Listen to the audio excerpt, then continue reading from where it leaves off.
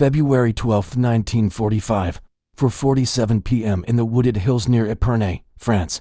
Winter still owned the earth, the snow had hardened to glass, and the air carried the metallic sting of gunfire and pine.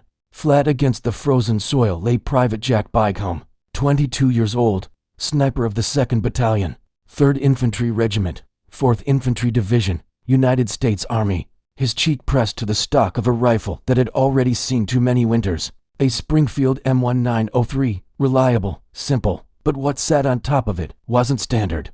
The scope didn't come from an armory. It came from a hospital scrap bin. Its lens, the shattered heart of a medical microscope. Its body, held together by a steel ring torn from a destroyed German fuse. Each dial was hand-marked with a pencil, the numbers almost rubbed away by frost and fingers. The men who saw it first didn't hide their laughter. They called it a toy. They called Jack delusional. One of them had even said, "He'll blow his own head off before he hits a crowd." But Jack didn't argue. He just nodded, wiped the fog from his scope, and waited. Beyond the tree line, more than 1,200 yards away, a German Panzer IV crept across a ridge, its turret scanning the valley like a beast searching for prey. The sound of its treads rumbled through the snow. Jack exhaled once. The breath turned to steam. He adjusted his handmade dial by a single notch. The world fell silent, the kind of silence only battlefields know. He squeezed the trigger. For a heartbeat. Nothing happened. Then the horizon lit up like dawn. A single burst of flame erupted from the tank's engine block, followed by a roar that rolled through the forest like thunder. The Panzer didn't just stop, it collapsed. The soldiers beside him froze. No artillery had fired. No aircraft had passed overhead. It was one man, lying in the dirt, holding a weapon patched together from scraps, and a dream that refused to die. The laughter stopped. The mocking whispers vanished under the echo of the explosion. For 27 seconds, no one spoke. When the smoke cleared, the only sound left was the slow fall of snow, each flake landing like a salute. That day, Jack Bygholm proved that genius doesn't always wear medals, and that sometimes the line between madness and brilliance is just 1,200 yards long. One soldier's broken scope rewrote what was possible and turned ridicule into reverence.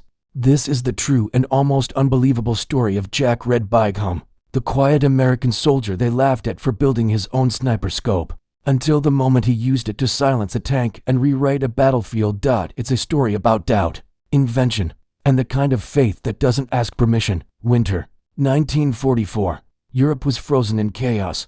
The Ardennes burned under the name the Battle of the Bulge. The German army had launched its final desperate offensive, and the men of the 4th Infantry Division were paying the price in blood and frostbite. By February 1945, the front had shifted east, into the Champagne Ardennes, where the hills rolled like bones under the snow. There, near Epernay, the 2nd Battalion of the 3rd Infantry Regiment, known simply as 23, was handed an impossible order: probe the enemy lines near Bois-d'Ain Ridge, and make the Germans move. Among the cold, hungry men of that battalion was Private Jack Bygholm, 22 years old, from Marshall, Kansas, a town so small the train only stopped twice a day. Before the war, Jack wasn't a soldier. He was a mechanic, a tinkerer, and by all accounts, the kind of man who could fix a clock with a toothpick. At 19, he apprenticed under his uncle in a watch repair shop, working beneath a lamp for hours, adjusting gears smaller than seeds, his hands steady, his patience endless. Customers used to say that boys got ice in his veins. When he was drafted in 1943, those same nerves made him stand out at Fort Benning. His aim wasn't flashy, it was methodical. He calculated wind without being told. He guessed range from the length of shadows, while others fired and prayed. Jack adjusted, calm, deliberate, precise, but there was no formal sniper program waiting for him. Scopes were rare, training even rarer, so he became just another rifleman in a sea of olive drab. Then came the shortage. By the end of the Bulge, half the division's optical gear was gone, cracked, fogged, or missing entirely. In the 23rd Battalion, 3 scoped rifles remained for over 600 men. Jack saw it not as a problem, but as a puzzle, and puzzles were what he lived for. In early February, while his unit dug in near Epernay, Jack asked for permission to visit the field hospital. No one paid much attention. He returned with something strange, a broken Bausch and Lomb microscope that had been dropped during transport. The lens tube was cracked, but the glass was still true. That night, under a tarpaulin, lit by a single red lamp, he began to build. He scavenged a steel ring from a destroyed German 88mm shell, filed it into shape, soldered it to the Springfield's receiver, and carefully aligned the salvaged microscope tube to its barrel. His notches were measured by eye, his elevation, marks carved with a pocket knife. When he finished, it looked like something pulled from a junkyard. The laughter came fast. That thing belongs in a lab, not a war. You gonna cure the enemy, Doc. Even his sergeant smirked. Ain't regulation. By gum. Don't bring it crying when it breaks. Jack didn't argue. He didn't need to. He had already tested it, marking trees west of camp, timing shots. Through wind and snow. The scope wasn't perfect. The glass tinted blue. The zero drifted with the cold, and every shot rattled its homemade welds loose. But it worked. It magnified. It aligned. And in a war running out of precision, it was enough. He wasn't chasing glory. He wasn't trying to be clever. He just wanted to make his weapon do what it was meant to do. Because sometimes, in war, innovation doesn't come from command posts or factories. It comes from a frozen foxhole, from a soldier with dirty hands, and from blueprints drawn in the dirt. In a war of mass production, one soldier built precision from scraps and changed everything that followed. Jack Bygum never filed a request. He knew how that ended, with a rejection stamp. In the army, invention wasn't a compliment. It was suspicion. So instead of asking for permission, he asked for something rarer. Time. Time at night. Time alone. Time to build something better than what he'd been given, which was nothing at all. In February 1945, deep in the frozen woods west of Ypres, Jack worked under a tattered canvas sheet lit by a red-tinted flashlight he'd rigged from a medic's signal lens. His tools were muffled in burlap. Every strike of the file, every twist of the wrench, was swallowed by snow. Piece by piece, he took apart a broken field microscope, stripping it down to 3 perfect parts: the objective lens, focus ring, and ocular, from scrap steel into salvaged bolts. He shaped crude mounting rings and welded them onto the receiver of his Springfield M1903 for a crosshair. He didn't use glass etching or regulation wire. He used a single copper strand pulled from a field telephone line, stretched tight and sealed with dental cement stolen from the aid station. It looked like something made in a barn, but when he looked through it, it worked. Each night he walked to an open patch of ground the men called Red Hill, where the soil bled rust and iron. He lined up rusted helmets on fence posts, 200 yards away, then 4, then 6 every night. A little farther back, he tracked bullet drop in the snow, measured wind drift against tree branches, wrote everything down in a small leather notebook. When frost fogged the lens, he learned to wipe it with a thin film of soap. When his sergeant warned him he was wasting ammunition, Jack just nodded. "Sir, I'll bring them back clean." He wasn't just practicing. He was preparing for something he couldn't explain yet. By February 10th, new intelligence came down the line. German armor, Panzer were digging in near the Bois de Lane. 3 tanks, heavy and patient, guarding a forest road invisible from the sky for most infantrymen. The sight of a Panzer meant one thing: call for air. But Jack wasn't thinking about aircraft or bazookas.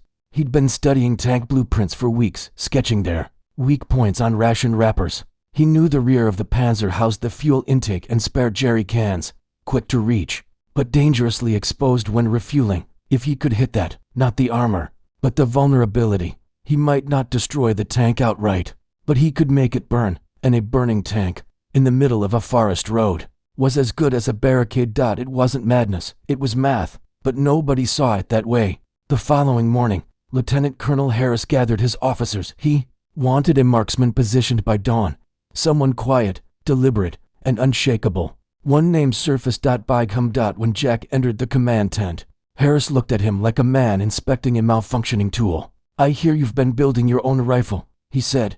"Yes, sir." "You think that thing can hit anything past 400 yards? Jack didn't blink. "I know it can, sir." The colonel didn't answer. He just pointed at a mark on the map. Grid 17 Alpha, Pine Ridge, 1,200 yards from the German line. You'll go in before dawn.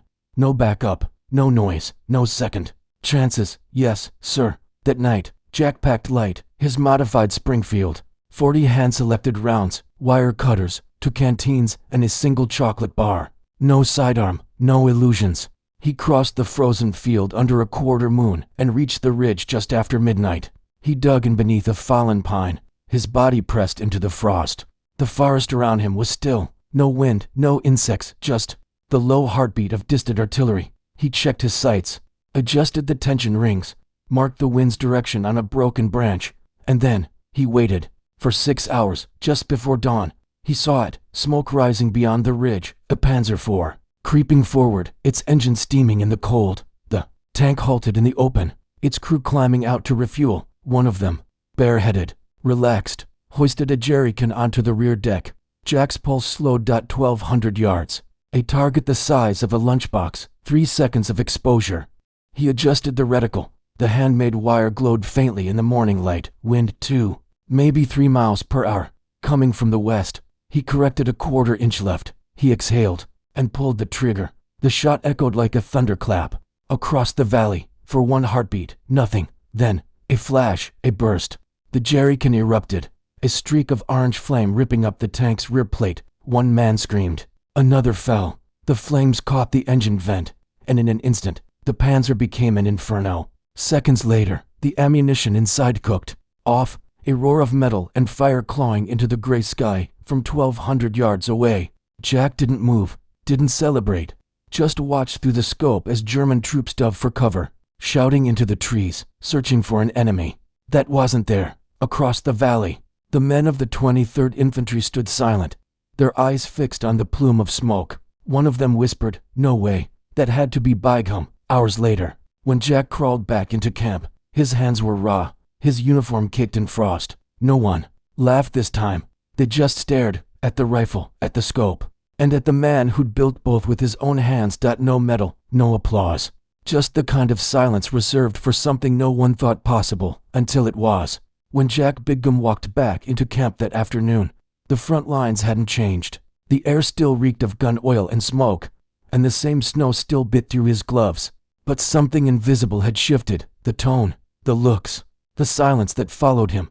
The men who'd once snickered behind his back, who'd called him Scope Boy, Optics Jack, or the Professor, now said nothing at all. It wasn't the kind of silence that comes from awkwardness. It was the kind that comes from realization that something had happened out there, something no one could quite explain. That night, rumors spread faster than radio transmissions. A German Panzer had gone up in flames near the Bois d'Edine Ridge. No artillery, no bazooka crew, no airstrike, just one impossible shot. And before long, the whispers reached headquarters. The enemy's own intercepts had mentioned it. A single American sniper, unknown, unidentified. The Germans had taken notice. Tank crews were changing habits, hatches shut tight, refueling under cover. Spare fuel barrels moved off the decks. It wasn't just rumor anymore. They were afraid. By dawn, Jack was summoned to battalion command. Inside a dim, smoke-filled tent, Lieutenant Colonel Harris sat behind a folding map table. Eyes narrowed as Jack laid his rifle across it. The same Springfield he'd carried through snow and mud, now blackened with powder and frost. Attached to it was his homemade scope, the one everyone had laughed at just days before. Harris leaned forward. "Where did you get this?" Jack straightened his back. "Made it, sir." He explained it all. How he'd scavenged a shattered Bosch and the microscope from the field hospital. How he'd filed and soldered its body into a workable tube. How he'd mounted it with steel rings from a wrecked German 88 shell casing. And how he'd painted his own crosshair using a single wire strand stripped from a broken radio line. He spoke like a mechanic, not a soldier, calm, precise, methodical. The officers took notes quietly, realizing they weren't listening to improvisation. They were listening to invention. Finally, Harris asked, "Could you teach others to do this?" Jack didn't blink. "Yes, sir." Within a week, he was temporarily reassigned from the front to the rear training lines, not for rest, for replication. A handful of riflemen were handpicked from across the 4th Infantry Division to learn his methods. Jack's lessons were direct, stripped of military jargon. Measure, test, trust the math, not the myth. During one demonstration, a sergeant who had mocked him before asked to see the scope himself. Jack handed it over without a word. The man peered through it, frowned, and handed it back. "It's ugly," he muttered, "but damn, it works." Word traveled beyond the battalion.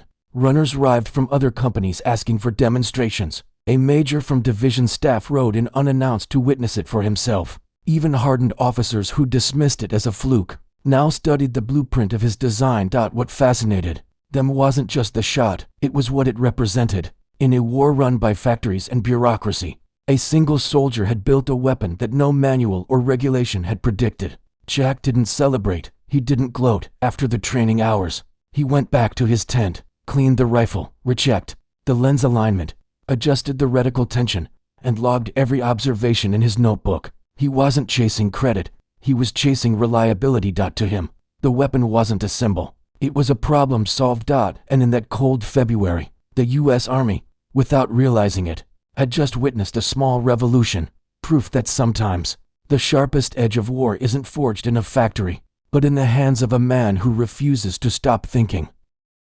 3 months later, the war in Europe ended. May 1945, the guns went quiet, the forests thawed. Fields that had burned for years now lay still under fog. Jack came home to Kansas that summer. No bands, no parades, just the quiet welcome of a town that had learned to measure pride in silence. His parents had kept his workshop exactly as he'd left it. The scattered tools, the cracked magnifier, the old notebook still open on the table. A line penciled inside read, 3 seconds drift at 500 yards. He slipped back into civilian life easily, or at least, he pretended to. When neighbors asked what he'd done in the war, he gave a polite nod and said, "Just did my part." That was enough. The rifle came home too. The same M1903A4, its wood worn smooth, its scope still scratched and soldered. It sat locked in a cabinet, untouched for years. Then, in the early 1950s, the local Veterans Hall invited him to speak. Jack didn't want to, but he brought the rifle anyway. When he said it on the stage, the room fell silent.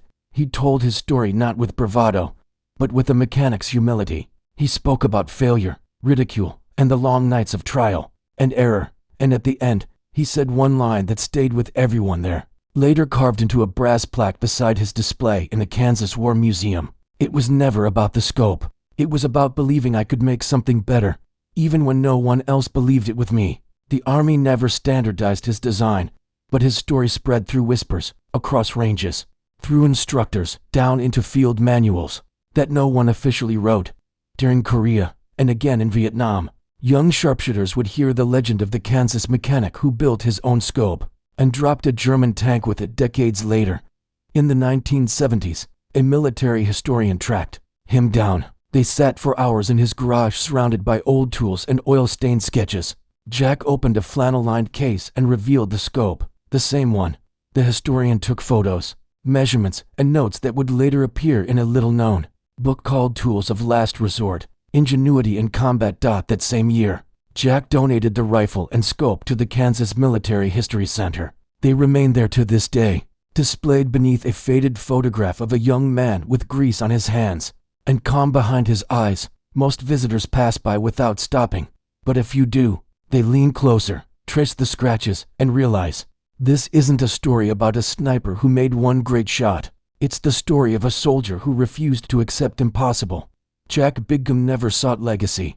He just built one, with steel, glass, and belief. Jack Bigham never thought of himself as a strategist. He didn't sit behind a desk with maps and red arrows. He wasn't the kind of man who planned wars. He just tried to survive them. But sometimes, history doesn't move by the ones who command from above. Sometimes, it bends quietly, in the hands of a single soldier who refuses to settle for standard issue. In the months after that impossible shot, the story of the Scope Boy began to move through the 4th Infantry like a whisper. It wasn't an official report at first, just talk around the mess tents, passed from one platoon to another. A man who built his own optic, a single bullet that stopped a Panzer dead. No one could quite believe it, but no one could deny it either. Within weeks, Jack's name appeared in after-action notes, then in divisional intelligence summaries. Commanders read it once, twice, and realized it wasn't a fluke. A corporal, with no engineering degree, no clearance, no lab, had built something functional under fire, something that worked, and that changed everything. The first lesson was about resourcefulness. In a war of production and supply, Jack had proved that the greatest weapon wasn't the factory, it was the mind. He had turned a broken microscope, steel shrapnel, and copper wire into a precision tool. He had built clarity where none existed, and that idea struck deeper than any bullet. The second lesson was tactical. Until then, the sniper's job was defined: eliminate infantry threats, officers, observers, armor. That was someone else's problem. But Jack had looked at the battlefield differently. He saw not the tank, but the weakness behind it. Fuel, heat, exposure, timing. He had found a way to disrupt a machine with a thought. And that was terrifying, not just to the enemy, but to the very way the army understood warfare. Reports started to change. New notes appeared in the margins of field manuals. Identify soft points on mechanized units. Exploit exposed systems when opportunity allows. No name was written beside that clause, but it didn't need one. That sentence was born in the snow, outside Ypres, written not in ink, but in recoil. By the 1950s, the echoes of that shot reached far beyond Europe. The U.S. Army began investing heavily in optics, standardizing sniper training, and, for the first time, treating marksmen as strategic assets rather than support fire. By the time Vietnam came, snipers were doctrine, their rifles sharper, their scopes cleaner, their training deeper, and somewhere, buried in the DNA of that evolution, was the ghost of a Kansas mechanic who once refused to take no for an answer. Jack never knew how far the ripple went. He returned home like most soldiers, quietly, without fanfare, to a small town where the world had already moved on. He fixed watches again. He repaired farm tools. And on his workbench, beside the screwdrivers and oilcloths, sat a rifle wrapped in canvas. The Springfield M1903A4, with the scope that had once lit up a battlefield. He didn't hang it on the wall. He didn't brag about it in bars. To him, it wasn't a trophy. It was a lesson. A reminder that even in the darkest moments, a man could build his own light. Years later, when he was asked to speak at a veterans hall, he brought the rifle with him. He placed it on the table and said softly, "It was never about the scope. It was about proving that I could make something better, even when no one believed it." Those words would outlive him. They'd end up engraved on a small brass plaque under the rifle's glass case. At the Kansas Military History Center, visitors still walk past it, some barely noticing. But those who stop, those who look closer, see the hand-soldered edges, the crude alignment rings, the single strand of wire that formed the reticle, and they understand. This wasn't just a weapon, it was willpower made tangible. And that's what his story became. Not a legend of destruction, but a study in creation. Because Jack Bigham didn't win that morning by force. He won by thinking differently. He reminded the world that invention and defiance often look the same. Until they work. His legacy wasn't the explosion. It was the mindset that followed. Generations of soldiers and engineers, from Korea to Afghanistan, carried that same silent principle. When the tools fail, build your own. When the manual ends, write your own page. In modern training manuals, snipers are taught to identify vulnerable points on vehicles, exposed fuel lines, vents, tracks. They're taught adaptability, improvisation, precision under uncertainty. They're told to think critically, to innovate when supplies run out. Those lessons trace back, quietly, almost invisibly, to a frost-covered hill in France and a man who refused to wait for orders. Jack didn't aim to change doctrine, but that's exactly what he did. He turned skepticism into study, mockery into method, ridicule into respect. He proved that courage isn't just charging forward. Sometimes it's kneeling in the mud with a broken scope, refusing to quit until it works. And maybe that's the truest kind of innovation, the kind born from necessity, not recognition.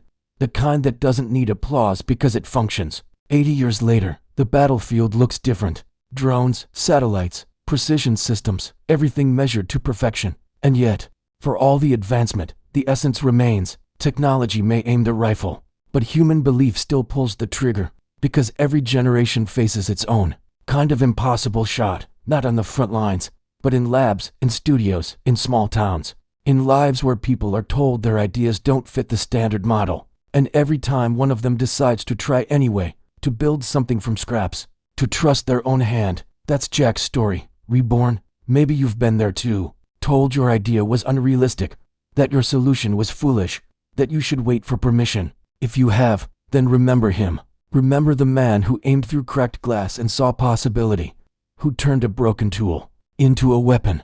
That changed how armies think. Innovation isn't loud. It doesn't announce itself with fanfare or fireworks. It begins quietly, with someone who says, "This isn't enough, I'll make it better." And maybe that someone now is you. Maybe you're holding your own version of that homemade scope, a dream that looks too crude, too fragile, too strange. Don't hide it, don't wait, build it, test it, aim it, because belief, when it's shared, multiplies.